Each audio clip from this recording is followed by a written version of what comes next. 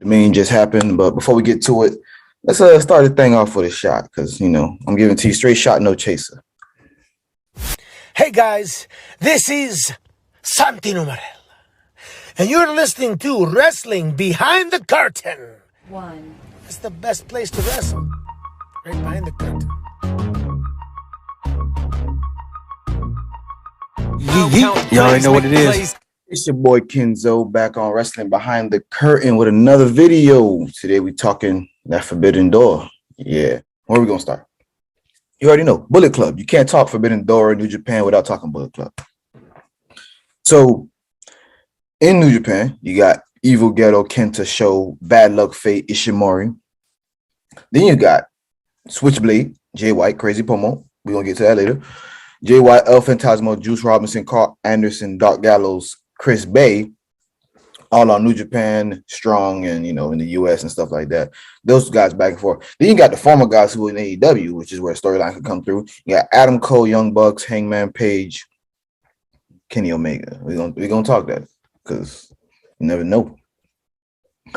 Then you got Tama Tonga, who recently left Bullet Club, and he's in the works too. He recently lost to somebody for one of these belts. We're gonna get to that later too.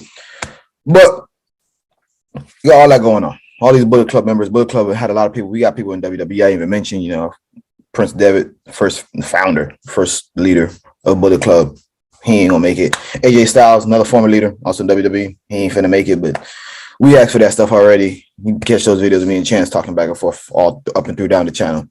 So I think we're gonna have to do something with Bullet Club. Bullet Club they won the tag team belts, but they lost another match at Dominion. So I guess it's kind of 50-50 booking. No, actually, because I think it was 3 matches total. So maybe not 50-50 exactly, but Bullet Club still looks strong. Bullet Club still got all that aura. So you can't have Forbidden Door without it. What match exactly should we have? We could have a trios match. We could have 4-on-4. We could have something like that. Anything really. So, and when we was talking about War Games earlier, right? We did War Games already with the Inner Circle versus the Pinnacle. We could do the same thing here, something similar. We don't gotta do War Games, but you could bring some real heat to Forbidden Door. We got a lot of ideas, so I ain't gonna book it outright, but you can't leave the Bullet Club out of Forbidden Door, Tony. So and don't be having them all lose and stuff because you've been slacking. You finna start catching heat from me and Chance, Tony. I'm sorry. You got to pick it back up. I'm just gonna be watching New Japan. Also, Dominion, obviously, is gonna have a lot of things that happen at Dominion that are gonna affect Forbidden Door because it's half. We already see AEW all the time. This is a pay-per-view. This is a serious thing. So, also, Zack Sabre Jr. called out BD.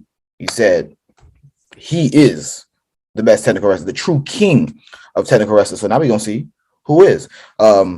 If you're a Bret Hart fan, you might say this doesn't determine that, but this is going to not determine because it doesn't prove anything. But this is how we're going to see, maybe who is the best technical wrestler of all time. Is it Zack Sabre Jr., who a lot of you might not have actually seen? I've seen a couple of matches. I ain't going to act like I'm some type of...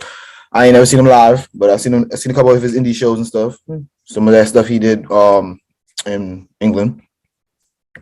My man got sauce. But we talking about Bryan Danielson. We talking about the American Dragon.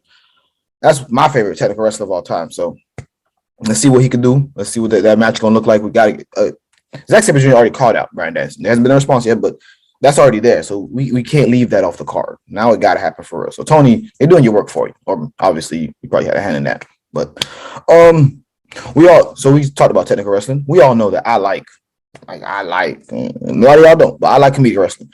But I think with the way the booking been going lately on AEW and how, again, we've been critiquing it. Constructive criticism from my part. Some of y'all just, toxic wrestling fans, but that's neither here nor there. I don't think we need a comedic match on this card because the booking hasn't led you to have the leeway, let's say, to have something that's pretty divisive because, like I said, a lot of people don't like comedic wrestling.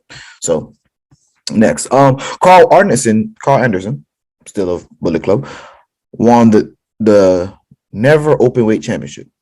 So I'm not really sure what we're supposed to do with that because Carl Anderson's mystique, I think, is kind of worn off, especially from his time in AEW. Him and Doc Gallows are basically just following the rest of them like puppies.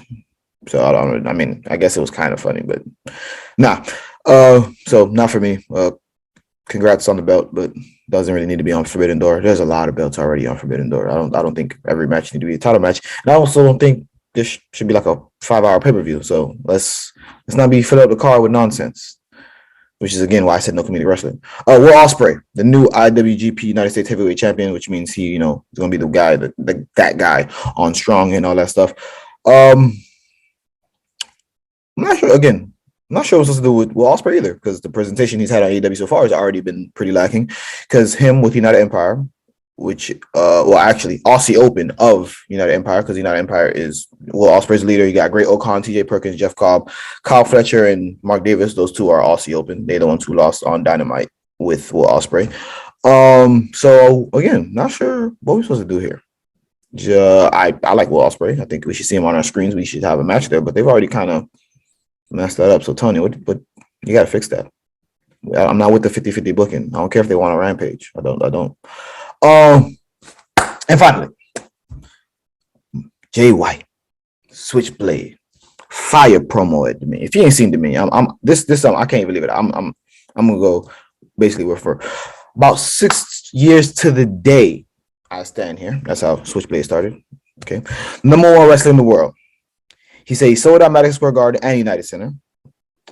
He talked to Tanahashi, who he just beat, saying he is the only one true Grand Slam champion. So, he throwing barbs all over the place. He's not just going for AEW people. He said he's the best in the world. I mean, apparently he's been 6 years. 6 years he's been the best in the world, according to him.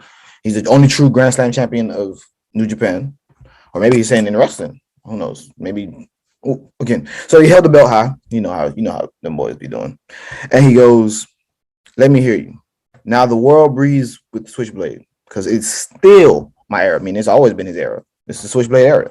So then he goes backstage. He took credit for making Kenny Omega leave, Hangman, Adam Page leave, the Bucks, everyone. And he's the reason why AEW started. He's saying he took credit for all of AEW. Bryan Danielson, that's his. Adam Cole not wasting away somewhere else, so throwing shots at WWE and NXT. Jay White took credit for all that. So what does this mean? He throwing shots at everybody. I think it's been a while, guys. When's the last time we seen Kenny Omega? Them injury. I mean, yeah, he was torn to shreds, but it's been a while now. Maybe it's time the cleaner comes back. Cleaner versus Switchblade. That could be a banger match. That could be our match. That's a potential match of the year type of match. Jay White, the Switchblade, in the form he in right now. Then again, do you want Kenny Omega to come back? And wrestling not the word. Kenny Omega been wrestling for a long time, but when you off, you ain't been in the ring in the squared circle. It's a little different. So maybe we shouldn't have Kenny Omega. Let's see who responds to Jay White, the Switchblade, and let's get it popping. It's a lot again. Bullet Club, United Empire, Zack Sabre Jr. calling out BD. You got Jay White with the fire promo, which me and Chance talked about in the last video, which I just gave you pieces of. We got Kenny Omega maybe getting off the shelf. You don't know. I might be just start the rumor. Now people gonna be talking about it. I don't know. We got a lot of Will Ospreay, new IWGP champion. We got a lot going on. Dominion had a lot. We got Dynamite tomorrow at the time of recording. So let's see what it is. Did I miss anything from Dominion or who should be on the card? Maybe I did. Leave a comment. Like, share, subscribe if you like the video. Even if you don't like the video, don't like it. Share it. Say what did this idiot got to say on the video? He don't know what he's talking about. He don't watch wrestling. I've been watching it a long time, and I watch a lot of wrestling. But maybe my opinion ain't for you. So it is what it is, y'all. Again, share the video, leave a comment, talk shit. That's what we're here for. That's behind the curtains. We out. Yes, sir.